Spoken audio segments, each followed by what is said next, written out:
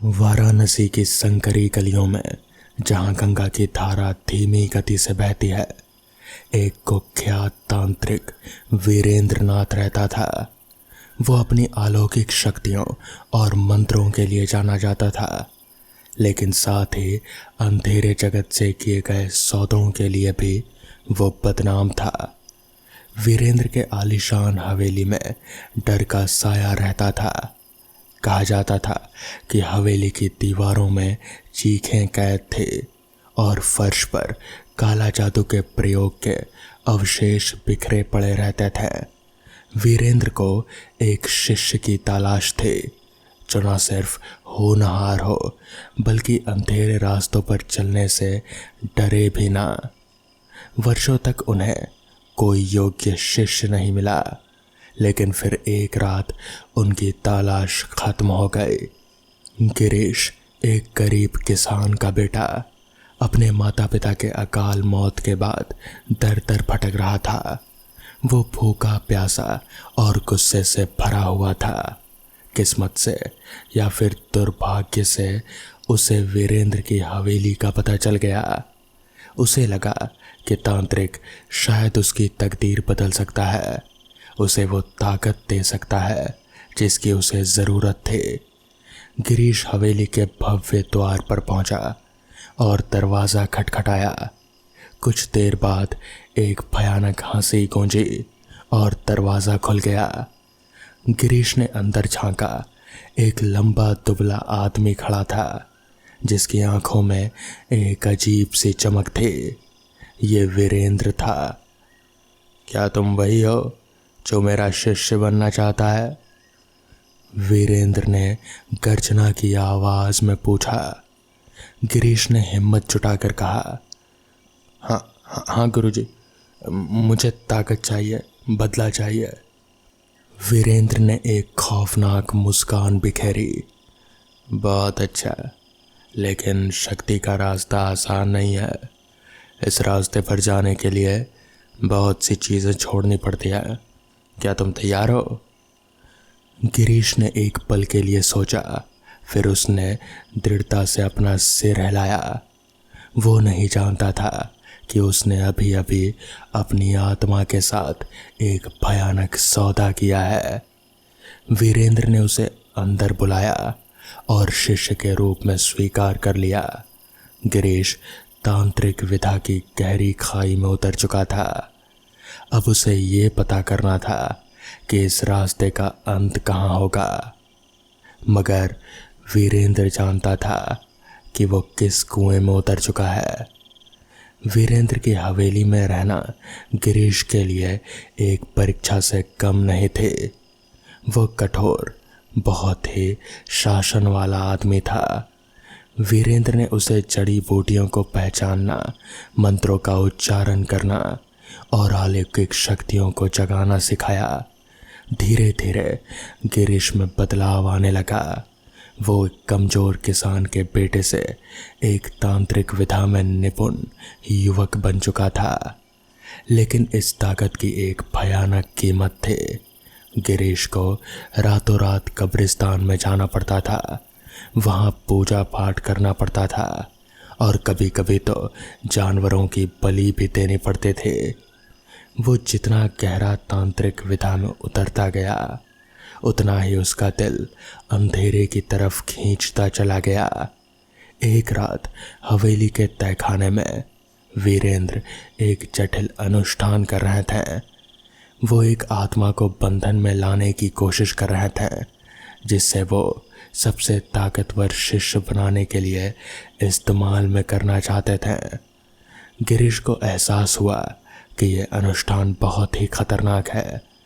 अनुष्ठान के दौरान कुछ गलत हुआ। वीरेंद्र के नियंत्रण से ये सब बाहर हुआ और आत्मा उनके ऊपर ही हावी हो गई। वो चीखते हुए ज़मीन पर गिर पड़े। गिरीश सहम गया। वो नहीं जानता था कि क्या करे। तभी आत्मा ने गिरीश की तरफ देखा। उसकी आवाज़ गहरी और खौफनाक थी। मुझे मुक्त करो, उसने कहा, और मैं तुम्हें वो ताकत दूंगा जिसकी तुमने कभी कल्पना भी नहीं की होगी।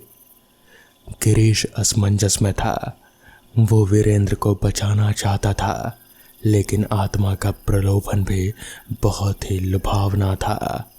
आखिरकार उसने फैसला किया। वीरेंद्र को बचाने के बजाय उसने मंत्रों का उच्चारण किया और आत्मा को और भी मजबूत बना दिया। उसे लगा कि अगर वो आत्मा को अपना दोस्त बना ले तो वो अपना बदला ले सकता है। इस फैसले के साथ गिरीश ने अपने गुरु के साथ ही साथ अपनी आत्मा को भी धोखा दे दिया।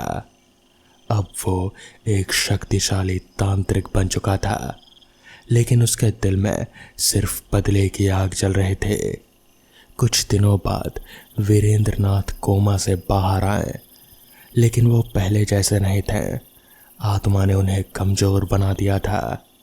गिरीश ने अब वीरेंद्र को आसानी से नियंत्रण कर सकता था। गिरीश ने वीरेंद्र की शक्तियों का इस्तेमाल कर अपने दुश्मनों को खत्म करना शुरू कर दिया। वो गांव का आतंक बन गया। लोगों को पता नहीं चल रहा था कि उनके पीछे कौन है, लेकिन हर चीज की एक सीमा होती है। जैसे ही गिरीश की ताकत बढ़ी, वैसे ही उस आत्मा का प्रभाव भी बढ़ता गया। धीरे धीरे गिरीश को एहसास हुआ कि वो आत्मा का गुलाम बन चुका है। अब वो गिरफ्त में था। वो उस ताकत को खोना नहीं चाहता था, लेकिन वो ये गुलामी भी सहन नहीं कर सकता था। वो फंस गया था शक्ति और अंधेरे के जाल में। उसे अब एहसास हो रहा था कि शायद उसने एक बड़ी गलती कर दी है। गिरीश फंसा हुआ था, ताकत के जाल में जकड़ा हुआ और एक क्रूर आत्मा का गुलाम बन चुका था। रातें उसे सताती थी। भयानक सपने आते थे जिनमें वीरेंद्र की कमजोर आवाज़ें गूंजती थी और आत्मा की खौफनाक हंसी गूंजा करती थी। गांव में अजीब घटनाएं घट रहे थे। अचानक बीमारियां फैल रहे थे, फसलें बर्बाद हो रहे थे और बेवजह मौतें हो रहे थे। गांव वालों को शक होने लगा कि कोई तांत्रिक अशुभ शक्तियों का इस्तेमाल कर रहा है। कुछ बड़े लोगों ने गांव के बाहर जंगल में रहने वाले एक संत के बारे में बताया। वो मानते थे कि संत के पास बुरी शक्तियों को दूर भगाने की शक्ति है। गिरीश को लगा कि शायद संत ही उसे इस जाल से निकालने में मदद कर सकता है। हालांकि वो जानता था कि संत के पास जाने का मतलब वीरेंद्र और उस आत्मा को धोखा देना होगा। एक अंधेरी रात गिरीश ने वीरेंद्र को गहरी नींद में सुला दिया और जंगल की ओर निकल पड़ा। रास्ता लंबा और खतरनाक था, लेकिन गिरीश के पास और कोई चारा नहीं था। आखिरकार वो जंगल के बीचों बीच स्थित एक छोटी सी कुटिया में पहुंच गया। कुटिया के बाहर एक बूढ़ा संत शांत भाव में बैठा हुआ था। उसकी आंखों में एक अजीब सी चमक थी। गिरीश घबराते हुए उसके सामने खड़ा हो गया और उसे अपनी पूरी कहानी सुनाई। संत ने ध्यान से सुना और फिर कहा, तूने एक भयानक रास्ता चुना है बेटा, लेकिन अभी भी उम्मीद है। मैं तुम्हारी मदद कर सकता हूँ, लेकिन इस रास्ते में बहुत सारी चुनौतियाँ होंगी। गिरीश ने सिर हिलाया, मदद के लिए आतुर। संत ने उसे बताया कि आत्मा को वश में करने के लिए एक विशेष अनुष्ठान करना होगा, जिसके लिए दुर्लभ जड़ी बूटियों और मंत्रों की आवश्यकता होगी। अगले कुछ दिन जंगल में गिरीश के लिए कठिन परीक्षा बन गए। संत ने उसे सब कुछ समझा दिया। उसे शुद्ध मन और मजबूत इच्छा शक्ति विकसित करने के लिए कहा। धीरे धीरे गिरीश में आत्मविश्वास लौटने लगा। आखिरकार अनुष्ठान का दिन आ गया। संत के मार्गदर्शन में गिरीश ने जटिल मंत्रों का उच्चारण किया और जड़ी बूटियों को आग में डाला, जिसके बाद संत ने गिरीश की ओर देखा और फिर कहा, देखो, हमसे जो हो सकता था हमने किया, मगर अब उस आत्मा को एक ऐसी चीज़ की ज़रूरत है जो शायद हम नहीं कर पाएंगे। तो इस पर गिरीश ने पूछा कि कैसी चीज़ बाबा? तो इस पर संत ने कहा, हमें एक इंसान की बलि देनी होगी। ये सुनकर गिरीश थोड़ा घबरा गया। उसे कुछ समझ में नहीं आ रहा था कि वो अब क्या करे। जिसके बाद संत ने कहा, अगर हमने ऐसा नहीं किया तो ये आत्मा, जो कि बहुत ही शक्तिशाली है, वो पूरे गांव को ख़त्म कर देगी। मासूम बच्चे, औरतें, सब लोग मारे जाएंगे। एक इंसान की बलि या फिर पूरे गांव की बलि। गिरीश को कुछ समझ में नहीं आ रहा था, मगर एक बलि ज़रूरी थे। जिसके बाद संत ने कहा, क्या तुम इस अनुष्ठान को पूरा कर पाओगे? तो इस पर गिरीश ने कहा, नहीं, मगर आपके बगैर कैसे? तो इस पर संत ने कहा, ये चाकू उठाओ और मेरे सीने में उतार दो। ये सुनकर गिरीश घबरा गया, मगर संत ने बोलना जारी रखा, मैं बूढ़ा हो चुका हूँ, कभी भी मैं मारा ही जाऊँगा। अगर मैं आज मरा इस बलि के लिए तो मैं पूरे गांव को बचा सकता हूँ। गिरीश ने वो चाकू उठाया। गिरीश जानता था कि उसे क्या करना है। उसने वो चाकू उठाया और संत के इशारे पर उसने वो चाकू उल्टा करके अपने ही सीने में उतार लिया। गिरीश वहीं गिर पड़ा। संत ने उसे सहारा देकर अपने गोद में सुलाया। तो फिर गिरीश ने मरते मरते कहा, बाबा, ये सब मेरी ही गलती है, इसलिए मरना भी मुझे ही चाहिए। बस मेरी यही इच्छा है। इतना कहकर गिरीश उसने वहीं पर दम तोड़ दिया। उसके मरते ही वहाँ पर जैसे तूफान सा आ गया। हवाएं चलने लगी, पेड़ पौधे हिलने लगे और फिर एकदम से सब कुछ जैसे शांत हो गया। वो खतरनाक आत्मा वो जा चुकी थी।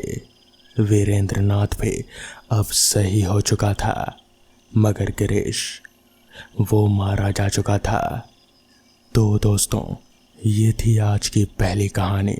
तो चलिए बढ़ते हैं आज की दूसरी कहानी की ओर।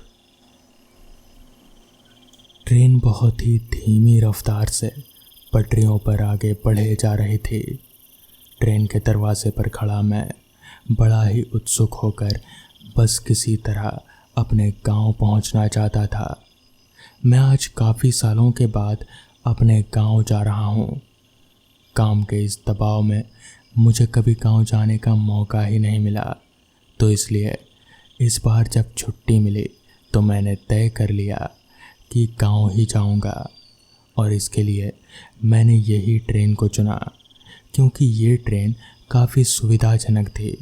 आज मैं ऑफिस का काम ख़त्म करके ही ट्रेन में चढ़ा, मगर हाँ, गांव पहुंचते पहुंचते देर रात हो जाएगी, जो कि मेरे लिए कोई चिंता वाली बात नहीं है, क्योंकि रात का मुझे कोई डर नहीं है। खैर, ट्रेन धीरे धीरे आगे बढ़े जा रही थी। मैंने अपनी हाथ घड़ी में वक्त देखा तो वक्त हो रहा था रात के 11:30 बजे का। बस मुझे एक ही बात की चिंता थी कि जब मैं गांव के स्टेशन पर उतरूंगा तो क्या मुझे कोई सवारी मिलेगी भी जो मुझे अपने घर तक छोड़ पाए, या फिर मुझे पैदल ही आगे जाना पड़ेगा।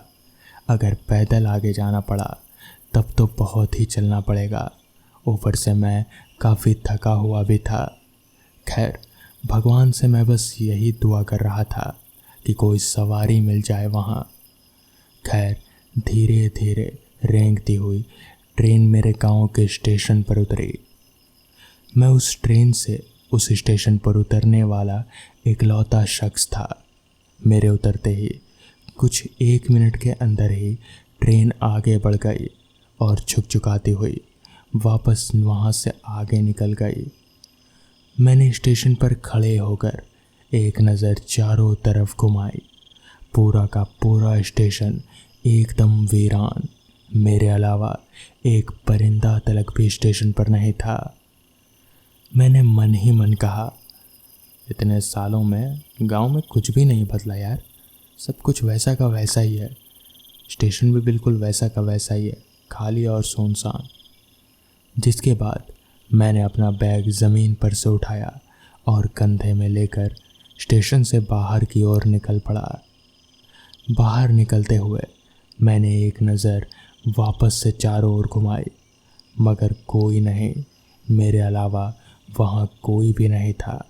मुझे थोड़ा अजीब सा लगा कि भला एक तो इंसान तो होते ही थे पहले, आज तो कोई भी नहीं है। शायद ये ठंड की वजह से है। यही सोचकर मैं स्टेशन से बाहर निकला और चलते हुए वहाँ आया जहाँ पर सारी सवारियाँ खड़ी रहा करती थी।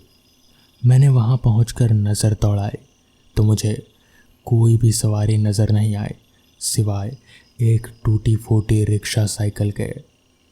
मैं उस साइकिल रिक्शा के पास गया तो देखा वो रिक्शा बिल्कुल ही जर्जर हालत में है और किसी भी वक्त टूटकर बिखर सकती थी।